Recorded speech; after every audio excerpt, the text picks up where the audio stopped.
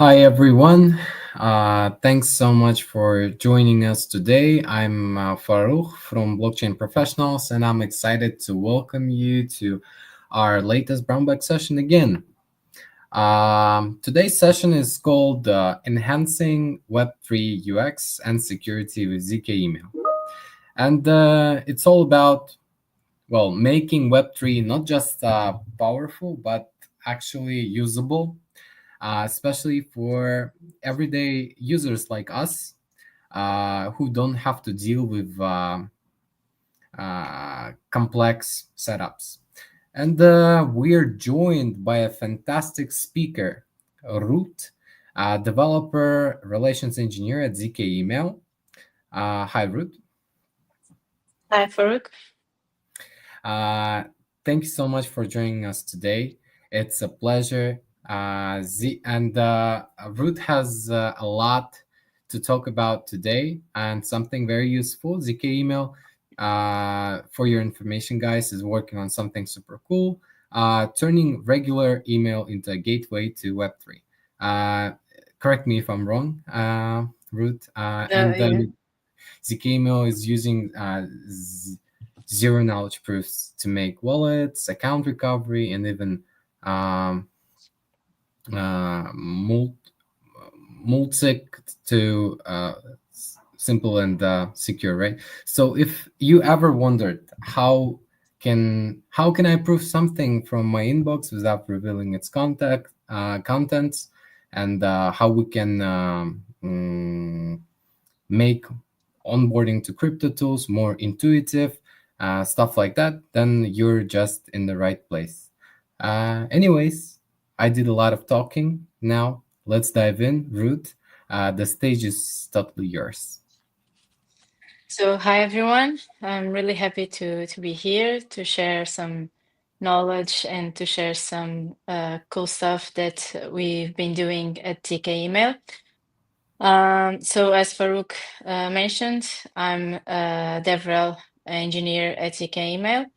My background is technical. I worked previously in Web2 space as a full stack developer. Then I started to do some hackathons in Web3 because I got some interest about it. And then after that, I started my journey into zero knowledge by building a ZK compiler from privacy scaling Ethereum. After that, I did some small other projects using zero knowledge.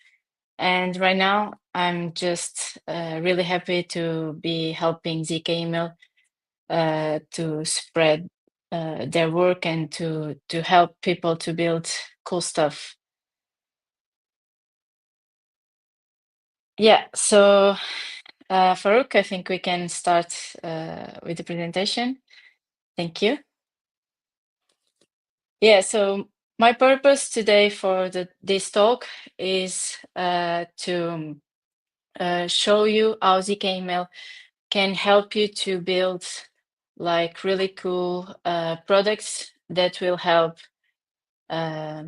people to get into Web3, to have mass adoption, and to make Web3 more user-friendly and also more secure. So this is the topics that we are the overall topics that we are gonna cover. So we are going to go through some basics of what ZK email is and how it works. We will cover about how ZK proof infra works. And with this, we can launch really interesting projects by using our email inbox to prove something that we want to prove. After that, we are going to cover email wallet infra, as this is like the gateway to allow more user-friendly interface for Web3. And then we are going to save some time for Q&A. Okay, so what exactly is ZK email? So it turns out that from 2017, email started to be signed according to the DKIM protocol.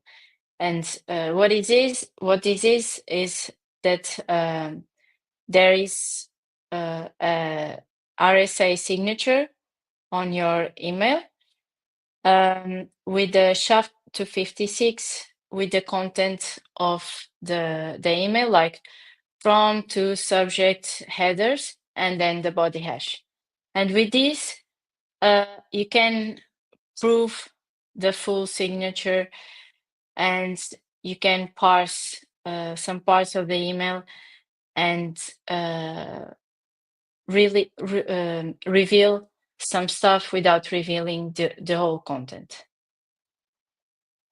So what ZK email allows us is to prove stuff with our inbox without revealing the content. So we can still own our data, and with that we have provenance. We can programmatically reveal arbitrary information with ZK regex. And we can move around the data to any service and any chain that we want, because we rely on ZK proofs. Okay, so covering the ZK email proof infrastructure. So if you want to build like some project, like we have some partners that release like some projects that where you can prove, like, for example, that you already did QIC into some service, or you received a ticket for that event, or whatever. You can simply just go to our registry, which I'm going to show right afterwards. And you can build like a blueprint of what you want exactly to prove using an example of an email. And then you can deploy that blueprint, and you can easily use it with our SDK, which you can use like with just simple lines of code. You can prove and verify using that blueprint. And we also have the archive, where we store like old public keys from old public DKIM keys. And I'm also going to show you. We also have an interesting way of trying to solve the issue where the old public keys were lost, and we try to recover it by having like two example emails signed with that public key, with that private key, and then we can restore the public key. And yeah, we have a lot of cool use cases that are using already ZK email, like ZK P2P. Jupyter also launched their appeal process using like soft QIC using ZK email. As you can also check on our blog, we have a really cool post about it. And yeah, so let's just see how it looks, the registry first. Okay.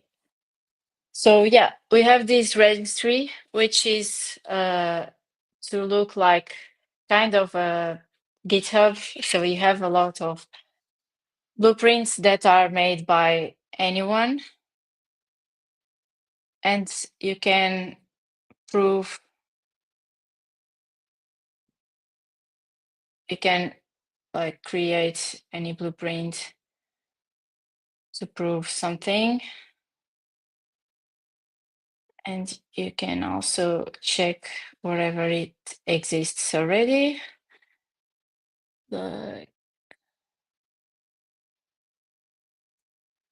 So So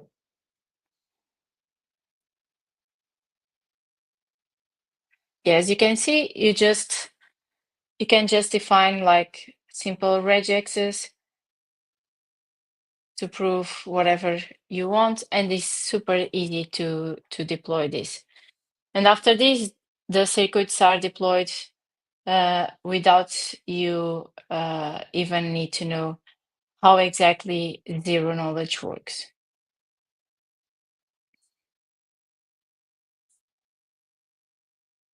Okay, so going back, then you can just integrate the the blueprint that you created on the registry. You can integrate it into your app, and you can do that by using our SDK. And this is it simple as this is. You just initialize the SDK.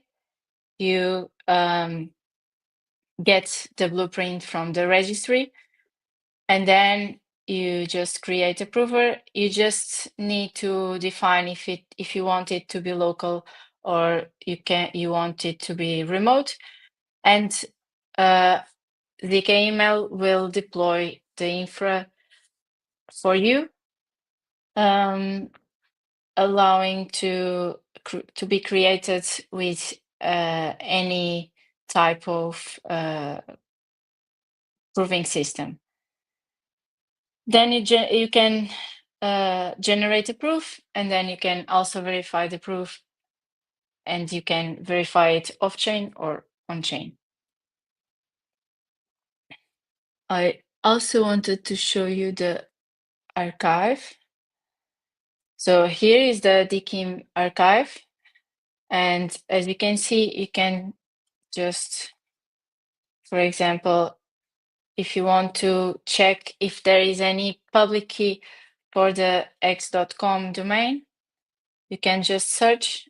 And as you can see, you have a bunch of public keys in here.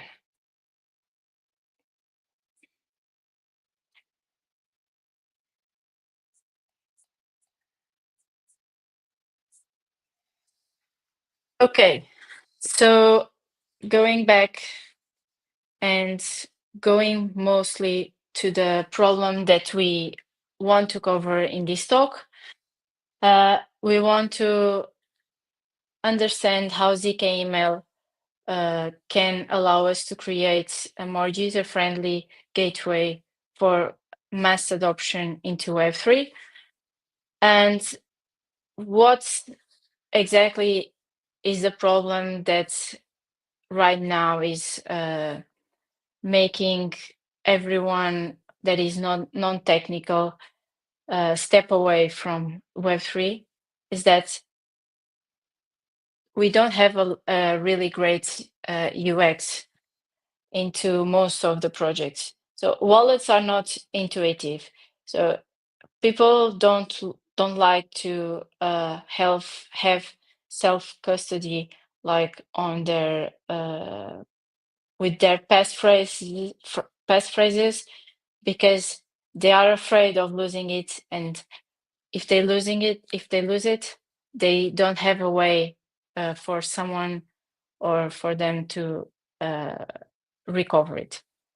So what happens with zk email is that we can use this cryptography that we have in our emails, like the DKIM signatures, and you can have like a more intuitive way to interact with wallets and with dApps.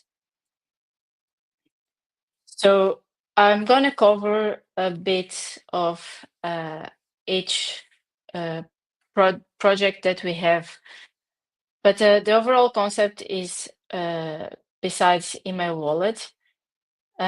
So I'm going to cover first email wallet, and as you can see, you can the concept of email wallet is that you can transfer assets to anyone with an email via your own email.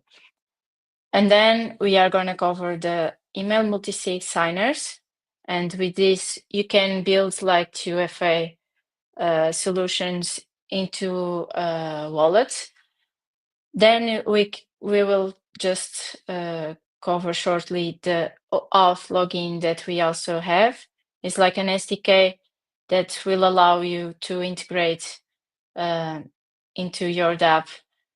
An easy way to log in simply with your email in a private way. And with this, you can also have session keys, and you can have a scope for that dApp instead of just authorized like the whole access to your wallet. Also, we are going to cover account recovery. As I also mentioned, this is something that concerns most of the non-crypto users, is that you need to have like self-custodial, and you need to have to save your passphrase, and if you lose it, you're screwed. So with emails acting as a wallet guardians, we can have this in a much more friendly process. Okay, so what is email wallet? So we have a demo that you can try it out scanning that QR code or going to emailwallet.org. And the idea is that you can use your wallet as like an email. So you can do all of the actions that you usually do with your wallet using your email interface instead. And it's simple as this. So you just, every time that you do an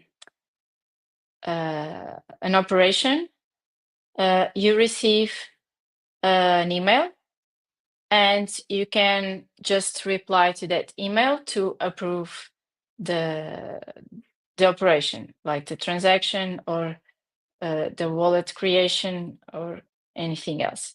So you don't need to install any browser or any browser extension or any mobile app, because all of these relies on receiving emails. You don't need to remember any seed phrase or private key, because the thing that happens is that you just prove that you own that email, and with that you prove that you own that wallet. You just operate the wallet by sending confirmation emails, and one important thing is that we don't show any email address on chain. So your email address is always hide on chain. So what exactly happens behind the scenes is that, so the user sends like an operation with an email to the relayer. So it sends like, for example, send 10 DAI to my friend that has the email, and it sends to a relayer that belongs to a relayer network. And we have our own relayer, but we also have a set of instructions for everyone that wants to host their own relayer. So this is completely decentralized. And the relayer generates a ZK proof of that email and sends that ZK proof to the core contract of email wallet. The email wallet core contract verifies on chain that the ZK proof is valid, and it calls the account contract of that user to execute the operation. And there are some examples of operations that you can use. And You can also extend these commands by also just creating your own with our template SDK that we have. Okay, so the other thing that we are going to cover today is the email multi-sig signers. So on top of the email wallet, you can also create like on safe, because you have like on multi-sigs that you have multiple signers. You can create like ways of sign also with your email instead of just relying on the interface of that wallet. So what happens is that like you can add an email signer into your account.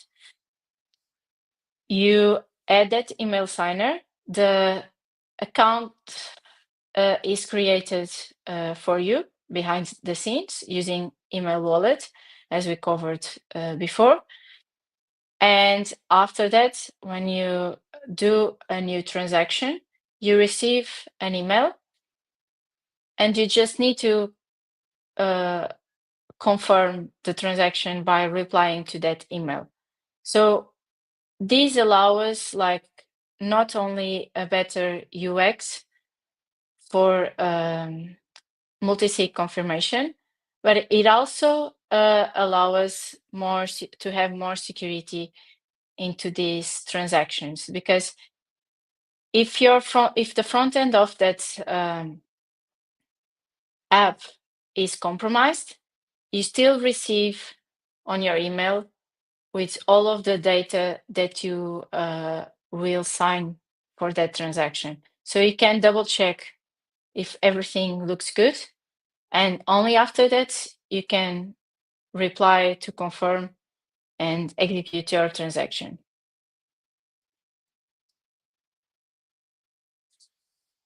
Yeah.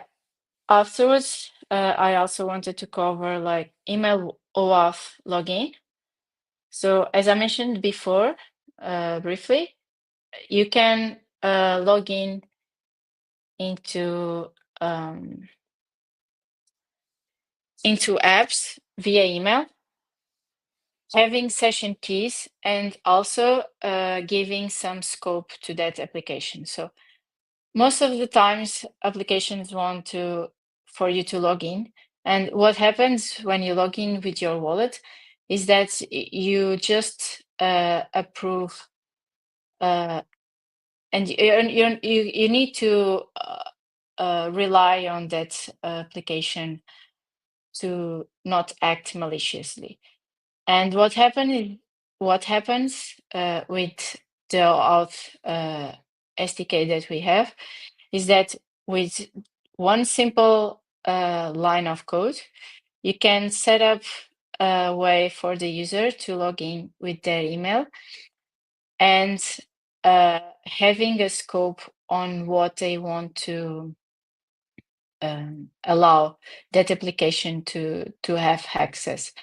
So you can set up with the expiration time of that scope, and then you can specify like how many, like which tokens and how much of that tokens you want to allow that app to have control. And yeah, lastly, I wanted to also mention that we also shipped the account recovery. So the account recovery is that you can have a much user-friendly way to recover your wallet if you just lose access to it. So you can use email guardians, and email guardians, you can see it as like your own email, or even like some someone of your family will be able to recover your account. So you can add even even an extra layer of security into a wallet. So how this works is that you install a recovery module into your wallet, and you can do that using a permissionless JS or module SDK, as we also have this on our docs. And you set up this with the configuration of which guardians you want to have, what's the threshold, and what's the recovery time lock. After this, each guardian should explicitly accept to be a guardian, and we want this process to be as completely as possible, because this is such a sensitive step that we don't have any broken flow for recovering a wallet. So only after every guardian accepts to be it, the setup process finishes. So then it turns out that you lose your device, and you start the process to process the recovery. So when you start the recovery process, each guardian receives an email, and they can check with you offline also. Like, imagine that it's not only your email, but you also have like your sister or your brother or your parents as a guardian. So they can check with you, oh, I received this email. Did you lose your phone? What's happening? So you can be sure that there is no maliciously activity. And then after the threshold that you set up is met, the time lock starts, and you complete after that your recovery. The time lock recovery is also like a guard of if something malicious happens. So yeah, as you can see in this schema, this is like to show you how to do the setup of the guardians of the account recovery. And this is like it. The email account sends to confirm that is a guardian to the relayer, and this is verified on chain. And after that, you also have the recovery process, where the emails are sent also to the relayer, and then you can verify on chain that everything went well. You can also try it out by scanning this QR code. And yeah, to finish that up, just wanted to reinforce that we have like a huge problem to bring mass adoption into Web3. And this is mostly because Web3 is hard to use. And we are really committed to change this in the near future, because we believe that blockchain is super powerful, and we can build like great applications with that, and we can change how the internet works. But we need to improve a lot our user experience for this to be a reality.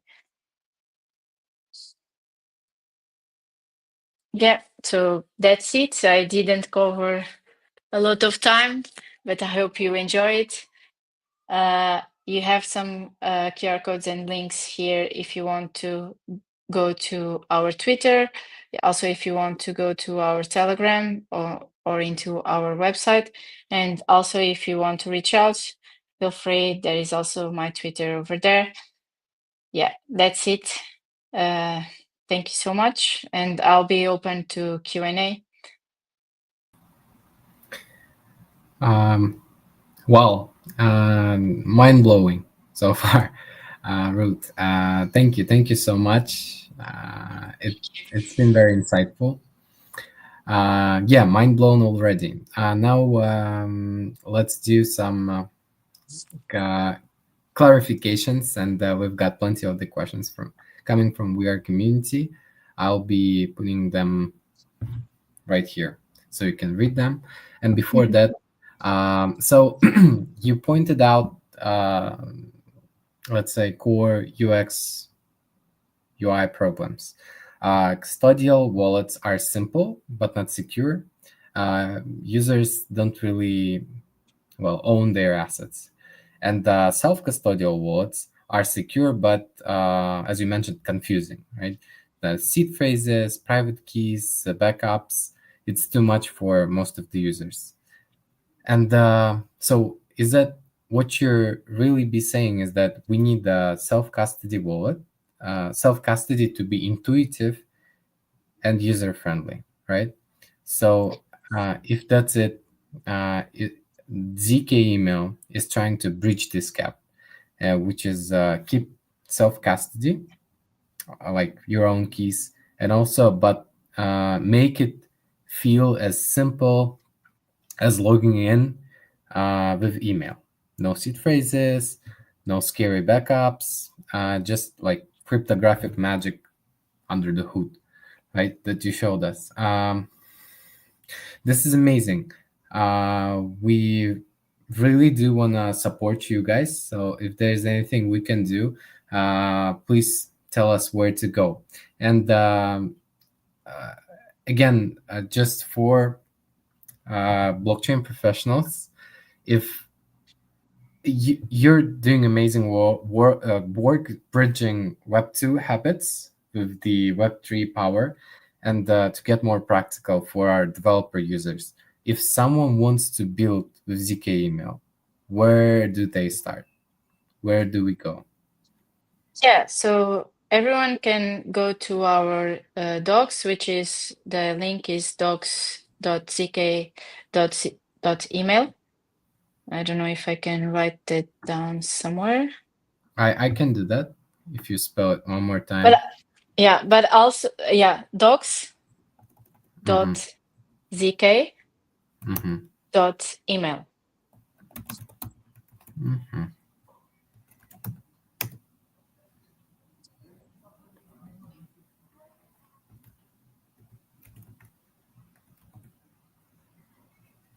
Yeah, so I would say that probably there are a lot of docs explaining the different projects that we have and how to use them.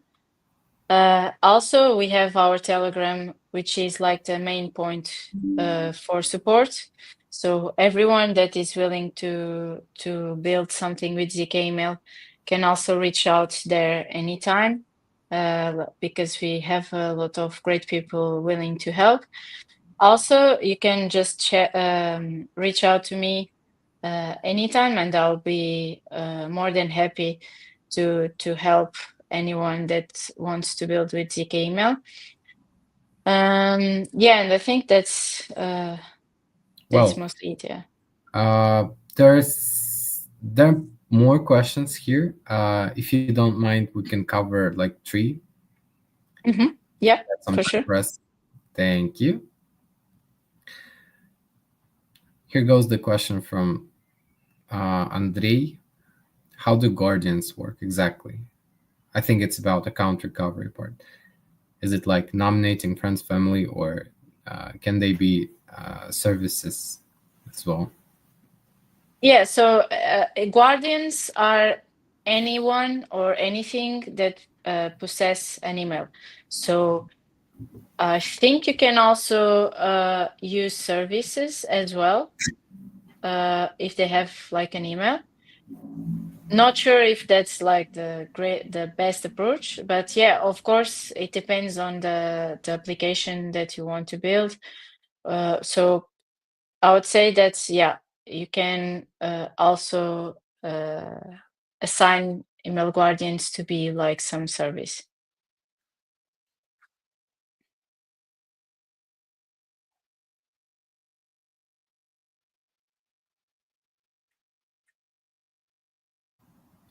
There's another one. They're asking, how do email-based multi-sig and 2FA work in practice? I think we covered that on the slides, but maybe like Yeah, so I'm not sure if I can like if I'm gonna be able to explain like the way that the person is asking, because I'm not sure what it's not it was not understandable. But I also showed like in an overall picture, of course, but it's basically that so you when you sign when you create a signer in a multi-sig that is an email, you basically you are deploying an account for that email if it's not deployed already behind the scenes with email wallet, and after that like all of the interactions with that signer will be using your email. So every time that you execute a transaction, so we have a demo on progress using safe multi-sig wallets.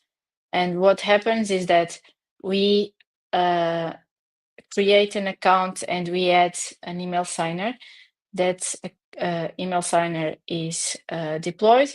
And after that, when you are executing a transaction, you sign the transaction with your wallet, and then you receive an email on your inbox confirming the transaction, and you need to reply with your email to confirm that transaction, and only after that the transaction is signed by that email account.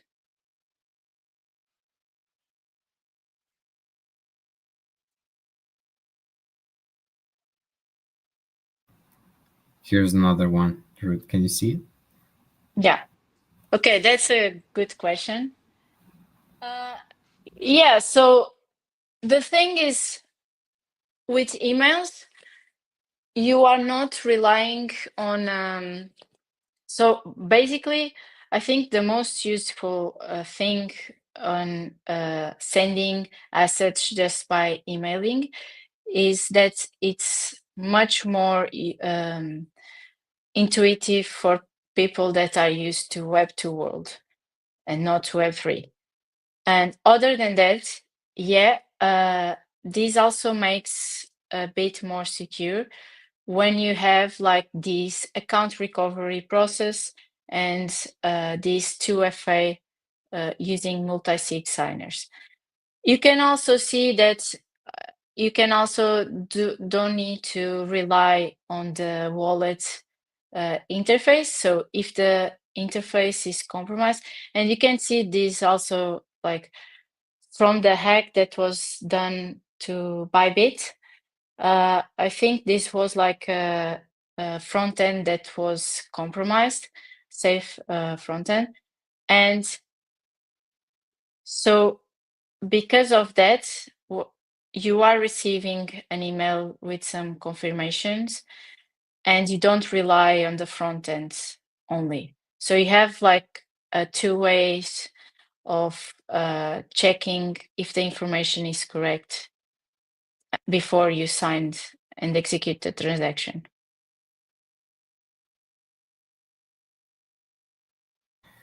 Um, well, we have plenty more, but I think we could go with two. I think Mhm.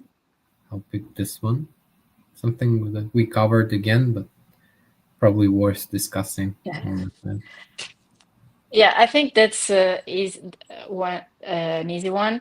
Yeah, so of course, yeah, you can be hacked on your inbox, but that's why you can add multiple email guardians, so you don't have any a single point of failure.